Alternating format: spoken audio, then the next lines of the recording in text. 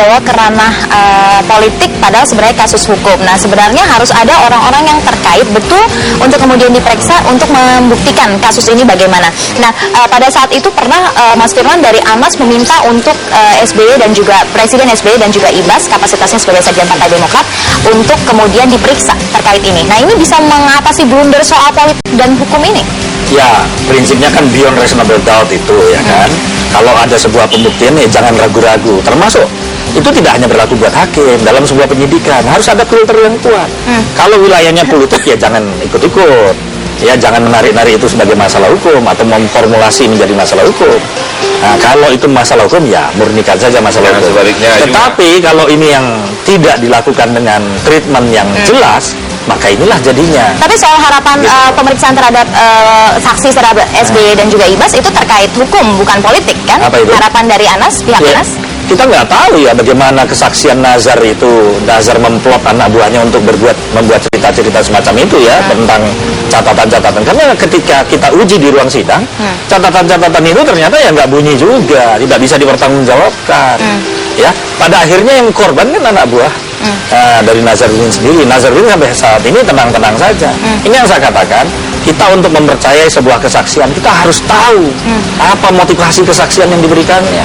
Jangan sekedar hanya orang berbicara atau menyampaikan sesuatu tapi tidak bisa kita ukur kebenarannya, apalagi dalam konteks pembuktian sebuah perkara pidana. Bung Palmer, untuk meluruskan kasus hukum ini supaya tidak artinya keluar jalur ke arah politik, sebenarnya kalau dimintai kesaksiannya itu berarti tidak apa dong? Tidak ada. Kalau relevansinya itu memang menjadi selesai karena kehadiran kesaksian dari pihak manapun, jangan hanya misalnya dari Pak SBY atau dari Mas Ibas. Walaupun Mas Ibas sebagai Ketua Steering Committee Kongres, ya, kalau kasus, jadi saya selalu katakan bahwa di dalam perkara pidana ada dua hal yang paling pokok. Pertama adalah locus dan tempus, di seluruh dunia sama.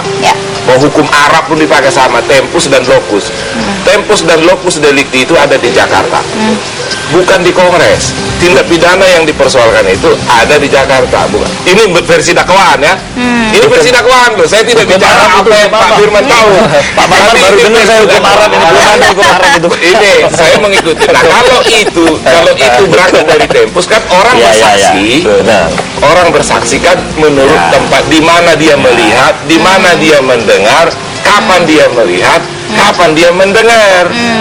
Nah, sekarang ketika proyek ini terjadi yang disebut dengan banyak hengki-pengki dan seterusnya terkait proyek Hambalang, Mas Ibas ada di mana? Ada di Kongres apa ada di Jakarta?